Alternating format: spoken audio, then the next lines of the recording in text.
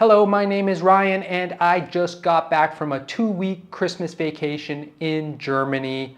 Frohe Weihnachten. That means Merry Christmas in German, and it's also a bit of an indication that I will be mispronouncing many German words in this video. Germany, the land of chocolate, the land of poets and thinkers, and the home of some of the best Christmas markets in the entire world. You don't believe me? You don't think their Christmas game is strong? Well, did you know that Germans invented the Christmas tree?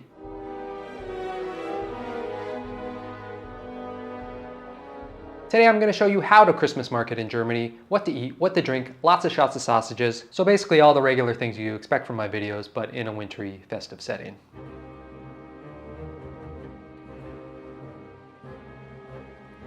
Thank you very much, I appreciate that. I was called a hipster Skeletor in the comments of one of my videos. This was like 5 years ago, but I am still struggling with that. So I really appreciate you saying that. And let's get started with this video. Y'all don't know people like this. Y'all don't know people like this. Y'all don't know people like this. Y'all don't know people like this. Y'all don't know people like this. It's the 21st of November. Christmas is just, oh my God, it's only 34 days away. Jesus, hurry up, what are we waiting for? Get to the malls. Somebody put some Christmas music on. We might as well start going hard on the booze and fatty foods. Get that stomach stretched for Christmas dinner. Most Christmas markets in Germany start at the end of November and they go until Christmas Eve. Some end the day before Christmas Eve. There are a few that transition into New Year's markets and go a week into the new year. For our trip, we were in Germany for 2 weeks. It was me, Sarah, and this lady that goes by the name Ryan's mom. So really, we only had a week to visit the Christmas markets before they closed up for the season, because our holiday, like most Christmas holidays, started about a week before Christmas.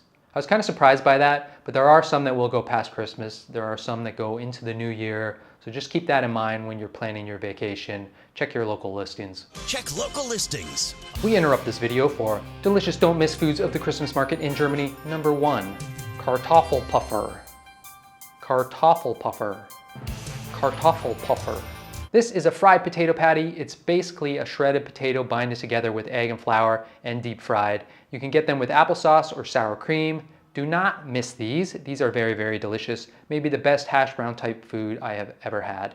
Coming from Cambodia, I live in Cambodia, I don't exactly have the winter clothes that I need, so that was my biggest concern when planning for this trip. My strategy was layers, long underwear, jeans, tee, long tee, this thing with jacket, socks, gloves, scarf. Also have my Bills toque. Let's go Buffalo. Overall, I wasn't cold except for the first few days, and that was probably because it was minus 11 degrees in Frankfurt, and that's just way too cold. I don't feel cold at all anymore. Yeah, I do. You're also going to want some comfortable shoes because there's not a lot of sitting at Christmas markets. You're walking around in the cold on cobblestones, and then you're getting some food or drink, and you're standing at a table. We did have some breaks in cafes or bars, usually because I wanted a beer and it was too cold to sit outside and drink a beer. Cheers.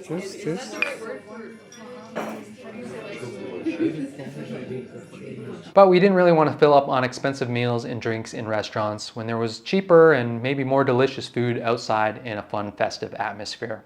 Wow, that apple donut's so good. You gotta try this German Christmas market food. Number 2, let's talk sausage. There's like 15 different styles of sausage in Germany. It's a big old sausage party there. Every region has its own style, but I'd say the king of sausages in Germany is the bratwurst. However, that's not gonna narrow things down for you too much because there are around 40 different kinds of bratwursts. The German word braten actually means to roast or pan fry, so bratwurst really just describes the style of cooking more than anything. So this is, what do they call this one? Two Frankfurt bratwurst. Ah, yeah. 2 Frankfurt style bratwurst. Ah, beautiful. Some ketchup, some mustard. Rock and roll, baby.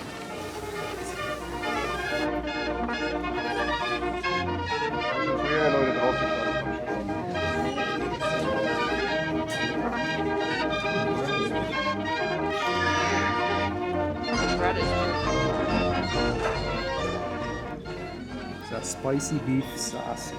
That looks good.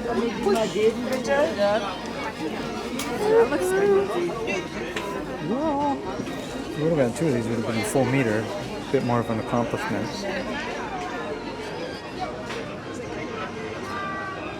The main thing, the most crucial, the most important thing you will do at a German Christmas market is drink booze.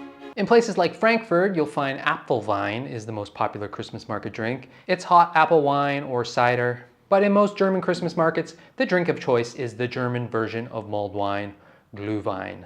Glühwein is usually red wine heated with cinnamon, clove, star anise, orange, and sugar. There's no glue in it, surprisingly. But again, there are many variations of glühwein, including a version made with white wine, weißer Glühwein, and versions that include a shot of hard alcohol, like a rum. In Nuremberg, we tried, oh my god, this is a tough one, Feuernsongbowle, a glühwein that includes a rum-soaked sugar cube that's set on fire, caramelized, and melted, dripping down into the drink. Feuernsongbowle is the name of the drink, but also the name of the pot that they make it in. We went to Feuernsongbowle village, which boasts the largest Feuernsongbowle pot in the entire world. It holds 9,000 liters and maintains a temperature of 70 degrees Celsius for the entirety of the Christmas market season. We also tried glühbier in Dresden. This is a light brown beer that's mixed with cherry juice and left to mature in oak barrels for 6 to 12 months. It's then mixed with sugar, spices, and a shot of rum before it is served hot to some happy Canadians. Yeah, it's pretty darn tasty, eh? One of my favorite things about the Christmas market is that each market, sometimes even individual booths, will have custom-made Christmas cups for their drink. This cuts down on waste, but it also offers you a cool souvenir. When you order a drink, you'll have to pay a deposit for the cup, and you'll be given a little token with it. When you're finished, you can return the cup and the token to get the deposit back. The deposits range from €2 to €5. I got this cute little mugger from the Braunschweig market. It came with some delicious glühwein, and the deposit was only €2, so it's a pretty cheap souvenir. Some locals will try to keep their cups and use them every year. Others will try to collect cups across Germany. We actually still have a cup from our first Christmas market in Vienna. This is from 2009. It says Wiener on it, so that's probably why we kept it. It's once again time for Why Aren't You Trying This Stupid German Dish with Your Snack and Put It in Your Mouth, Stupid, Part 3. Jabrante mandolin. Jabrante mandolin. On our first day in Braunschweig, we saw a huge queue of people waiting to get nuts. Not to like go nuts, but like to receive, like physically receive nuts. Now in this point in our journey, I had had a lot of sausage. Sausage of all size, all color, all curvature. And I realized that I had totally neglected the nuts. I had neglected them. Jabrante mandolin are candied almonds and they're freaking delicious. This particular booth is known across Germany for this snack. I think they're basically just an almond smothered in heated brown sugar and cinnamon, but they're hot and they're fresh and I love them. I'm ready to be the best almond we've ever had. Best almond you've ever had. These nuts. These ones. Take note, pretty much every stall in the Christmas markets are cash only. Most businesses in Germany are actually cash only. Many of the vendors will speak English. However, the Germans have a reputation. They're into, one of the things that they like is hating people and being angry at people. Maybe that's not fair, but it sure felt like I was pissing off a lot of them. I did find that they really didn't like it when you wasted their time. So definitely try to figure out exactly what you want before you get to the front of the line. Some orders can be difficult and there may be follow-up questions like, do you want ketchup and or mustard? Just be prepared. Don't hold them up as you try to shoot video and almost drop your camera.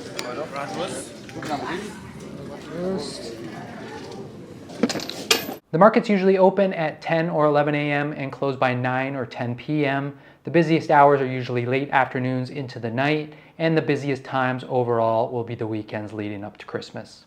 Besides eating and drinking, you'll find some shopping, souvenirs, clothes, jewelry, weird nut people. There are also some small rides, carousels, train rides, and some really beautiful Ferris wheels. You might find some recreational activities like ice skating or the German sport Eisstockschießen, which is similar to curling, but it's kind of more German somehow. The Nuremberg market had a live animal manger scene. That was pretty cool. Bravo, Michaela! Buddy. These camels are evil. They just bit that girl's hand off. Well, it wasn't her hand, it was her mitt, but it's pretty close. Yeah, I'd say that's one of the highlights of the trip. And now, another thing to try at a German Christmas market. Put it in your mouth, chew it up, yum yum. Part 4, soups and or stews. After the 14th sausage, you'll probably be searching far and wide for some vegetables, and you might just find them in a delicious hot bowl of soup. The Germans have their own tasty traditional soups, like this one here. This is called Kaiserlauchsuppe mit Hackfleisch, or cheese and leek soup with minced meat. Super rich and warming, a great option if you're chilly. Sarah opted for a bowl of solyanka, a Russian soup that was very popular in East Germany. It's a tangy sour soup with hints of communism. You can also get your favorite classics like chili con carne and goulash. So what Christmas market is best? Well, that's a really hard question to answer. I don't know why you'd ask me something like that. What, are you trying to trip me up or something? Pretty much every city will have a Christmas market. Most of them will have multiple ones scattered across the city. They're usually close enough to each other that you can walk from market to market, which is a great way to get a bit of exercise and to see some of beautiful Germany. We went to Frankfurt's, Nuremberg's, Dresden's, and Braunschweig's. They were all pretty great. Dresden's is the oldest and one of the largest, so there's a ton to see and do. But then a smaller city like Braunschweig's, it's maybe more charming, maybe a bit less touristy. To a non-German like me, I think that they all feel pretty similar. They all have a similar vibe, similar looking sausages. But you'll want to do your research when it comes to the specialties of the area. What should you be eating and drinking will depend on what part of Germany you're in. For example, in Frankfurt, you might want to try their bone-in roasted pork shoulder called Schotfilet. This is only really unique because in other parts of Germany, they remove the bone. In Frankfurt, they keep the bone. So I guess it's a good excuse to eat a big hunk of pork twice. In Nuremberg, a must-eat is their nutty gingerbread cookies called Lebkuchen, which Germans have declared have to be made with a minimum of 25% nuts. Otherwise, Cookie Monster will come for you while you sleep. Disgusted! In Germany, they love to eat pork. This is pork lard on bread with onions. I didn't try that. My heart thanked me. But I did have one of the best pork chop sandwiches I've ever had. This little booth here doing it up, and I got the pork chop sandwich.